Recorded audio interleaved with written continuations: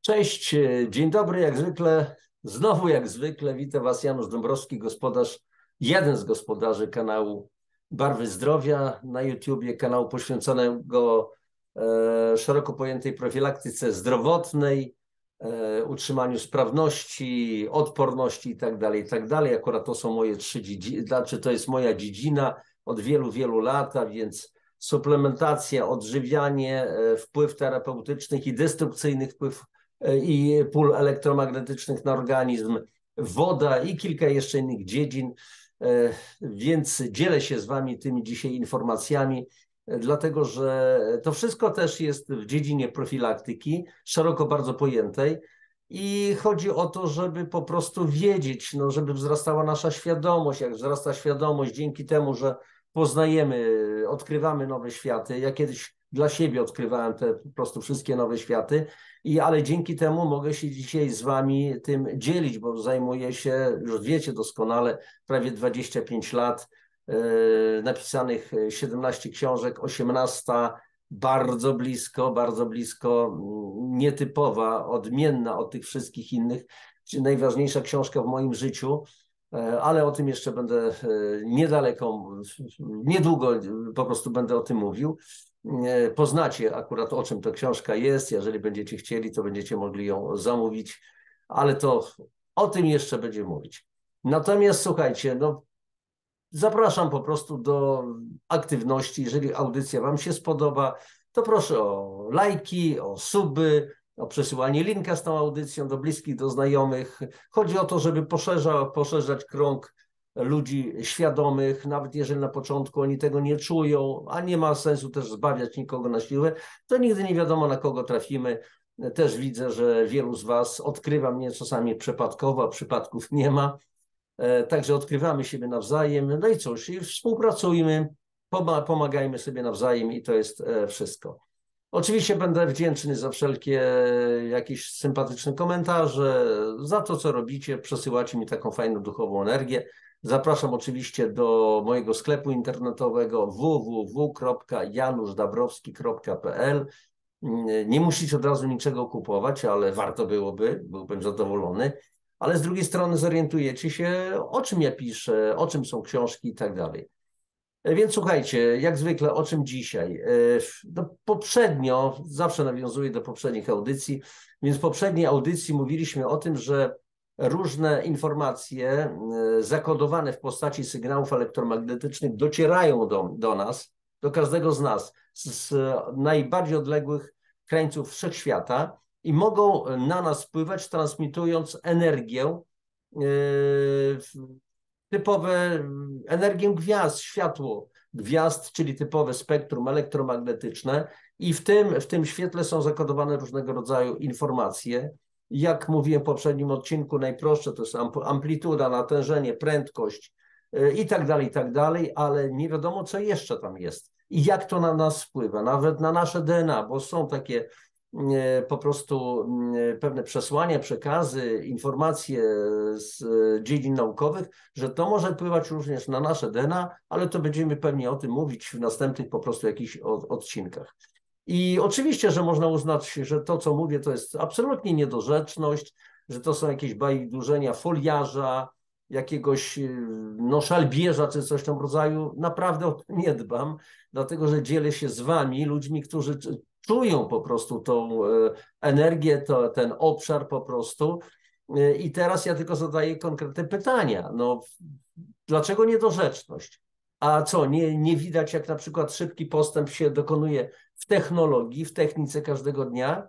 Przecież słuchajcie, ostatnie mniej więcej 50-70 lat, czyli biorąc pod uwagę może więcej, 80, czyli od lat mniej więcej 50. XX wieku zaczęła się era błyskawicznego postępu, a więc na przykład osiągnięcia kosmiczne, loty, statki kosmiczne, laboratoria kosmiczne i tak dalej, to zaczęło błyskawicznie przyspieszać i te wszystkie wynalazki, które zrobiono na potrzeby kosmosu, ale również wynalazki wojskowe, które w dziedzinie militariów były zastosowane, wracają do gospodarki cywilnej i to powoduje niewyobrażalny skok cywilizacyjny.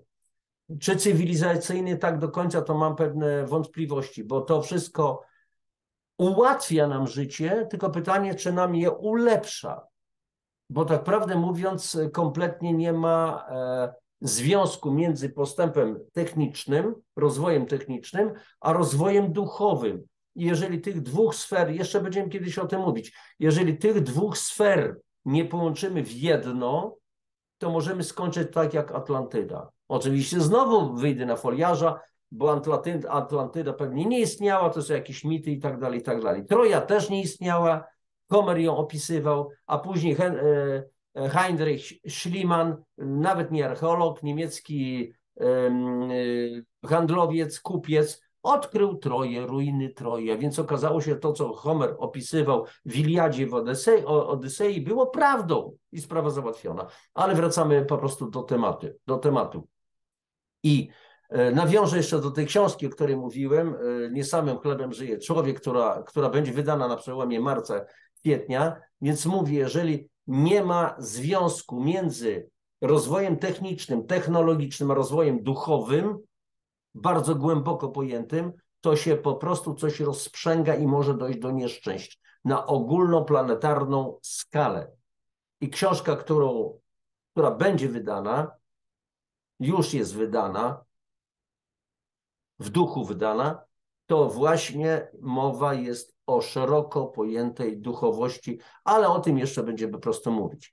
A więc teraz słuchajcie, jeżeli sięgniemy mniej więcej do lat 50. ubiegłego stulecia i nawiążemy do dzisiaj, to nie było chyba w historii ludzkości, przynajmniej znanej dla nas oczywiście, bo my zawsze rozpatrujemy pewne rzeczy pod naszym kątem, jacy my jesteśmy wspaniali i tak dalej. Dawniej to tam oni nic nie wiedzieli i tak dalej.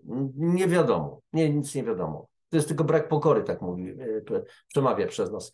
Więc nie było takiego zjawiska w historii, przynajmniej znanej dla nas, takiego skoku tego technicznego. Zauważamy już z pewnością, że coraz też bardziej wzrastają nasze zdolności.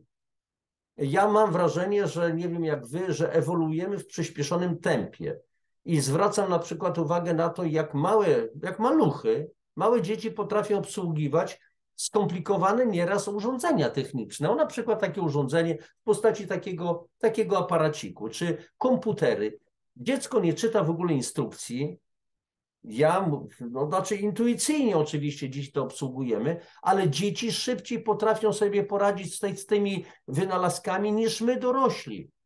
Ja muszę nieraz poprosić kogoś, syna niejednokrotnie, Piotrek, powiedz mi, jakie tu są dodatkowe funkcje, czy jakieś programy komputerowe i tak dalej, bo przecież cały czas siedzę w tym komputerze, coś piszę, coś obrabiam i tak dalej i ja nie wiem, na przykład obrabiam coś w takim programie Canva i muszę dowiedzieć się, jak to w ogóle działa, gdzie kliknąć w końcu, bo w pewnym momencie stoję. Natomiast dzieciaki mają jakiś autentyczny taki zmysł, nie czyta instrukcji, nikt mu tego nie pokazał, a to dziecko po prostu czuje. Młodzież, dzieci świetnie radzą sobie z techniką, zwłaszcza elektroniczną. Więc o co w tym wszystkim chodzi? Mam czasami wrażenie, że my, ci wcześniej urodzeni, ja jestem 54 rocznik, 2 stycznia, nie umiemy sobie z tym poradzić sobie i się z tym pogodzić. No jak to? Pytamy dlaczego? Ale dlaczego nie? I teraz w związku z tym warto zadać sobie pytanie, co jest przyczyną tak gwałtownego przyspieszenia? A może do naszych mózgów spływają kodowane światłem informacje, które oddziałują na nas, mają na nas wpływ. Może ktoś nam je przesyła kompletnie bez naszej świadomości. A może jest tak, że każdy z nas, nie tylko ludzi, ale wszystkie stworzenia, żyjące po prostu istoty produkują wszelkie myśli. Pytanie, jak zwierzę, przez zwierzę nie myśli. A skąd my wiemy, że ono nie myśli? To tylko nam się wydaje, że nie myśli. A więc począwszy od najbardziej takich prozaicznych, po największe idee, pomysły, obrazy mentalne, modele matematyczne, fizyczne i inne, i to wszystko tworzy wiedzę wszechświata. Więc to są instrukcje obsługi urządzeń, matryce postępowań. Wszystko to tworzy kosmiczną bibliotekę, taki kosmiczny bank danych, bank Boga, bank danych Boga, albo inaczej kronikę Akaszy. Ezoterycy nazywają to kroniką Akaszy, czyli obrazy wywołane myślowo, ale przedstawiające zgodnie z prawdą wydarzenia minione wizualnie i fonicznie, a właśnie przechowywane w tak zwanej komnacie kronik. I to jest magazyn wiedzy, umiejętności, to jest takie pole grupowej świadomości, z których każdy z nas może korzystać, tylko na jakich warunkach? No trzeba po prostu najprawdopodobniej dorosnąć. Do niektórych to czasami schodzi, powiedzmy, przypadkowo, ale niektórzy muszą rozwinąć swoją duchowość, na podstawie tego mieć pewien takie hasło i login, a więc rozwój duchowy jest takim hasłem, loginem, żeby można było takiemu człowiekowi dać tą wiedzę. Bo teraz wyobraźmy sobie, no siadacie na fotel fryzjerski i oczywiście dzisiaj wszyscy mężczyźni golą się sami, no ale podchodzi do was na przykład małpa, przepraszam, małpiątka, z brzytwą. Dacie się ogolić małpie brzytwą? A więc mam na myśli tutaj ludzi. Pojęliśmy, czym jest na przykład energia nuklearna i co z tym żeśmy zrobili na samym początku. Hiroshima i Nagasaki. A dzisiaj też się mówi nieraz w konfliktach, że jak mamy takie coś w zanadrzu, to możemy tego użyć, nawet gdyby to zniszczyło planetę. To jak to o nas to świadczy? To jesteśmy jak, nie wiem jakimi stworzeniami, na jakim poziomie w ogóle mentalnym jesteśmy. I teraz tak, jeżeli mówię, że do nas spływają różnego rodzaju informacje, a spływają na 100%, to nasz mózg generator, ale również wszystkie komórki, których mózgiem są błony komórkowe, o czym mówiłem w poprzedniej audycji, odbierają te informacje i przesyłają te informacje z kolei później do banku. I teraz, jeżeli my z kolei coś wytwarzamy myślowo, jakieś projekty, jakieś różne cudowne rzeczy technologiczne, jakieś pomysły, to też wszystko trafia później przy pomocy nadajników naszego mózgu, naszych komórek do banku danych, do odpowiednich, że tak powiem, szufladek. A więc w takim razie i to dociera na na przeogromne odległości, gdzieś to jest magazynowane. My dzisiaj mówimy w sferze informatyce, jeżeli chodzi o sferę informatyki, o tak zwanych chmurach, że dobra, wyślij zdjęcia do chmury. Do jakiej chmury? No potem się okazuje, że to są jakieś banki, jakichś serwerów, gdzie to jest przechowywane, więc ja nie muszę mieć na przykład, załóżmy, wszystkich numerów telefonicznych u siebie w telefonie, ale w chmurze. I tam w chmurze to nie zniknie. Czy nie zniknie, nie mam pojęcia o tym, nie znam się na tym, ale takie pojęcia funkcjonują. I teraz słuchajcie, więc jeżeli my odbieramy informacje i przesyłamy je i jednocześnie te informacje trafiają do tych banków danych, to ja sądzę, że taki sposób myślenia o tym, że tak to się dzieje, jest zgodny z teorią przyczynowości formatywnej opracowanej przez angielskiego biochemika Sir Ruperta Sheldrake'a, która to teoria mówi między innymi o matrycach w postaci tak zwanych pól morfogenetycznych. Od greckiego morfe, kształt, i genezis, powstawanie. Morfogenetyczne. I te pola morfogenetyczne są po prostu tworzone przez wszelką inteligencję. Inteligencję wszechświata, inteligencję nas ludzi, inteligencję zwierząt, roślin. Wszystko to w banku informacji, tym kosmicznym banku, serwerach, banku Boga, kronice Akaszy jest zgromadzone. Cały zasób. Podobnie jak my, są banki nasion na przykład w kilku krajach, gdzie przechowuje się nasiona różnych odmian, których nawet dzisiaj już na przykład nie ma, jabłoni i tak dalej, i tak dalej. I według tej teorii przyczynowności formatywnej Sheldrake'a, zainteresujcie się tą postacią, Rupert Sheldrake. Więc według tej teorii inteligentne pola morfogenetyczne sterują prawami natury, koordynują pracę kodu genetycznego, wpływają na wszelkie zachowania, na wszelkie emocje, na uczucia ludzi i zwierząt również. I najprościej rzecz ujmując, przyczyna, czyli myśli, emocje, tworzy konkretne formy, materialne również. No bo jeżeli na przykład, załóżmy, chcę coś stworzyć, namalować obraz, jakąś rzeźbę, zabieram się za to i jeżeli mam pewne umiejętności, jak kształcę te umiejętności, to powstaje konkretny produkt, tak jak właśnie ta komórka, jak samolot, jak wiele innych rzeczy. I tutaj podobnie się, słuchajcie, do Sheldrake'a wypowiada Gennadij Iwanowicz Szypow, o którym wspomniałem już kilka audycji wcześniej, genialny rosyjski fizyk, twierdząc, że to właśnie z tego uniwersalnego banku danych przepływają do nas w sposób totalnie często niespodziewany, nieoczekiwane pomysły wynalazków, idee drogą nagłych takich przeskoków świadomości, olśnień, snów, objawień, czego na przykład przykładem jest Archimedes, który miał się kąpać w wannie i nagle krzyknął Eureka, odkrył. A co on go odkrył? Że jest wypór wody. I teraz pytanie jest takie, czy nigdy żeście się z takim czymś nie zetknęli? Bo ja często się spotkałem. Okazuje się, że na przykład układ okresowy pierwiastków Mendelejewa, on został mu poddany. Nie pamiętam w tej chwili, opisywałem to chyba w biomagnetyzmie albo w innych moich książkach, że to zostało odkryte przez Mendelejewa w ten sposób w czasie snu. Dalej, James Watt, odkrywca maszyny parowej, zobaczył ją w jakichś tam wizjach i tak dalej, i tak dalej. I teraz słuchajcie, tutaj są dwa bardzo ważne cytaty. Więc popatrzcie, skończyliśmy na Archimedesie. I teraz cytat z Macieja Kuczyńskiego, artykuł Poza granice nauki, nogi na głowie, nieistniejący periodyk nie z tej ziemi, jeszcze z 1995 roku. Każde wydarzenie materialne i mentalne stwarza subtelny wzorzec przechowywany w pamięci wszechświata. Wzorzec utrwala się tym lepiej, tym większą uzyskuje energię, im częściej bywa powtarzany. Jeszcze do tego wrócę. I drugi cytat. Nowa umiejętność odkryta przez zwierzę czy człowieka, powtórzona kilka razy, staje się trwałą formą i trafia do banku pamięci.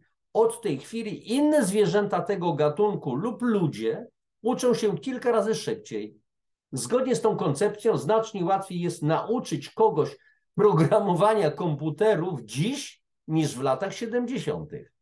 Ułatwia to nasza pamięć gatunkowa, a kontakt z nią uzyskujemy, dostrajając się do potrzebnej informacji przez rezonans morficzny. Taki bank informacji przypomina ezoteryczną ideę kroniki Akaszy, zapisów wszelkich działań, myśli i emocji, jakie kiedykolwiek pojawiły się na świecie. Niektórzy rzeczoną kronikę nazywają pamięcią Boga. Jest to fragment artykułu Nowa wizja wszechświata, Sikorki, Bank Informacji, Wojciech Chudziński, Nieznany świat, numer 2 z 2002 roku. I teraz słuchajcie, to jest bardzo ciekawe, dlatego że potwierdzeniem tego powyższego jest fakt zaobserwowania jeszcze w 1952 roku przez japońskich naukowców tak zwanego efektu setnej małpy. Otóż odkryli ci Japończycy, że nowe umiejętności nabyte przez pewien procent małp stają się naturalną umiejętnością całego gatunku. I to zaobserwowane zjawisko stało się kolejnym dowodem istnienia kolektywnej świadomości pośród gatunków. I tutaj słuchajcie, też kiedyś taka była słynna historia w Anglii, kiedy ludzie, którym mleczarze dostarczali w szklanych butelkach mleko, kapsulowane to było mleczko w butelkach, u nas w Polsce też to było, zaczęli zwracać uwagę na to, że ci mleczarze najprawdopodobniej robią dziurki i wysasają śmietankę, która zbiera się tam u góry na mleku. Ale mleczarze mówią, no skąd, jakaś bzdura, absolutnie nie. Później zaobserwowano, że to robią sikorki. Kiedyś jedna sikorka być może przypadkiem dziobnęła i okazało się, że pod tym kapslem jest tłuszczyk, czyli śmietanka. Okazało się, że w niedługim czasie w wielu miejscowościach w Anglii pojawiło się to zjawisko nagminne wydziobywania tej śmietanki spod kapsli. A więc gatunek sikorki nauczyły się tego. W jaki sposób trafiło to do pól świadomości, do tych pól wszystkich i zostało to przejęte przez wszystkie innych członków tego po prostu gatunku. I to wszystko, o czym ja mówię, kojarzy się przede wszystkim oczywiście ze światem materii, z techniką, z czym, co umiemy zmacać, że tak powiem, dotknąć. Można byłoby więc tutaj mówić o materialnym, technicznym ewolucjonizmie, ale czy za tym niesłychanym postępem technologicznym, tak jak mówiłem na początku, istnieje równoległy i również wysoki rozwój duchowy, niezbędny do zrównoważenia rozwoju technicznego i technologicznego, bo ta technika, którą my się posługujemy, może służyć nam w niecnych celach. A co nie służy? A ostatnie 2 lata na przykład tych słynnych wydarzeń na Ziemi, na naszej matce Ziemi, na naszej planecie, to ta technika, te nauki, te manipulacje genetyczne, te biotechnologiczne i tak dalej nie spowodowały jakiegoś przerostu. O co to w tym wszystkim chodzi? I wydaje się, słuchajcie, że technika jest wykorzystywana wyłącznie do niszczenia, do zabijania, do zadawania cierpień, do szerzenia śmierci. Ale ja obserwuję, nie tylko ja oczywiście, wy też z pewnością, że tak nie jest, bo wzrasta duchowość, może jeszcze zbyt wolno. Ja obserwuję coraz bardziej, słuchajcie, że coraz więcej z nas poszukuje czegoś innego, jakiegoś transcendentalnego czynnika, czegoś, jakiejś kotwicy, której można się trzymać, która zapewni nam po prostu spokój wewnętrzny. Zaczynają się ludzie dosłownie izolować od tej mentalnej nagonki, od tych bzdur w telewizorniach, w mediach podawanych. Celowo używam słowa media, bo to są media służące do straszenia i ciągle nas się straszy, ale o strachach będziemy jeszcze kiedyś mówić. A więc jest ta z jednej strony hałaśliwa rzeczywistość medialna, która nie zawsze pozwala zaobserwować pojawiające się tendencje do poszukiwania przez duże grupy ludzi i pojedynczych ludzi ciszy, spokoju, kontaktu z przyrodą i Boga w końcu, z tym, że jeżeli ja używam pojęcia Bóg, to jest tylko etykietka, czy my nazwiemy to Gicze Manitu, czy Allahem, czy Hunapku, czy jakoś inaczej, czy absolutem, czy wszechogarniającą inteligencją, czy genialnym kreatorem pełnym miłości, to już w tej chwili nie jest istotne. Nazywajmy to źródłem, Bogiem, Bóg, umownie i sprawa załatwiona. A więc coraz bardziej nasila się na przykład, słuchajcie, niezgoda na niszczenie naturalnego środowiska, więc coraz bardziej ludzie zaczynają poszukiwać odpowiedzi, jak już mówiłem, na pytanie o takim transcendentalnym charakterze. Kim jesteśmy? Jaki jest cel naszego istnienia? Jakie nam cele w ogóle przeznaczono, co my mamy robić, a może myśmy sami to sobie kiedyś przeznaczyliśmy, schodząc tutaj na tą planetę. I można tutaj przecież założyć, że ta teoria przyczynowości formatywnej Ruperta Sheldrake'a dotyczy nie tylko pierwiastka technicznego, materialnego, bo jeśli coraz łatwiej, coraz szybciej nabywamy wiedzę techniczną, to tak samo się przedstawia sprawa z wiedzą duchową. Mamy więc do czynienia z ewolucjonizmem duchowym i oby to jak najszybciej następowało. Ale słuchajcie, trzeba o to prosić. Naprawdę trzeba prosić absolut o to, żeby przesycił nasze serca takim boskim duchem, miłością, takimi najpiękniejszymi po prostu uczuciami, żebyśmy wzrastali, żebyśmy dochodzili do tak zwanego dzieciństwa boskiego, czyli do Chrystusostwa. I ja o tym właśnie mówię w swojej najnowszej książce, która już jest przygotowywana do wydania. I tutaj, słuchajcie, posłużę się też jeszcze takim cytatem, bo jeżeli zadaję pytania, jaki jest nasz cel naszego życia, więc pewien taki autor z Izraela mówi o tym, że celem naszego życia jest zamiana istoty reaktywnej na proaktywną, czyli istoty, która tylko reaguje, na istotę, która aktywnie uczestniczy w procesach, która aktywnie buduje. I teraz posłużę się jeszcze słowami Sri Chinmoya, ambasadora pokoju ONZ wiele lat temu. Prawdziwym zadaniem człowieka jest manifestacja piękna i siły, którymi został obdarzony, oraz prawdziwej tożsamości, jedności z wszechobecnym i wszechmocnym Stwórcą. I na tym chyba dzisiaj zakończymy to nasze spotkanie praktycznie. Ja jeszcze raz powtórzę nasze podstawowe zadanie. Manifestacja piękna i siły, którymi zostaliśmy obdarzeni. I ona naszej prawdziwej tożsamości, boskiej tożsamości, jedności z wszechobecnym i wszechmocnym Stwórcą w nas. Jeżeli ktoś uzna, że plotę bzdury, niech tak będzie w tej ułudzie, niech sobie żyje. Natomiast myślę, że wy wiecie doskonale, czujecie doskonale to, co ja czuję, i ja jestem tylko waszym wyrazicielem w tej chwili tych słów. Teraz tylko pytanie, jak tego dokonać? Co robić? Jaką ścieżką pójść? O tym powiem już w naszym następnym spotkaniu. Także i rzecz jasna, tak jak mówiłem, za każdym razem to mówię, jeżeli kogoś interesują takie tematy, 2 tomy biomagnetyzmu, magnetostymulacja, magnetorelaksacja. Zaglądajcie do naszego sklepu, przynajmniej będziecie wiedzieli, o czym piszę. Nie każdemu to się może podobać, nie każdy musi to akceptować. To jest dla mnie, to jest nieistotne. Grunt, że trzeba robić swoje, stawać po prostu w prawdzie. Ja za to dzisiejsze spotkanie wam serdecznie dziękuję. Dziękuję, że jesteście, że mnie wysłuchujecie, że wspólnie działamy, bo wy w tej chwili też przejawiacie ogromną aktywność, wysłuchując chociażby i obrabiając w myślach to, o czym my rozmawiamy. Bo jeszcze raz powtarzam, ja bardzo często takie mam wrażenie, nawet jestem pewny, że tylko jestem waszym wyrazicielem. To, co czujecie, to ja tylko to wyrażam, a wy to przyjmujecie i już wiecie też dokładnie, o co chodzi po prostu. No i chwała, i bardzo dobrze. Więc proszę o lajki, ewentualnie o subskrypcję, o ile audycja się spodobała i te moje emocjonalne wybuchy. Proszę też o przesyłanie ewentualnie linków do tej naszej audycji tym, którzy mogą być potencjalnie zainteresowani.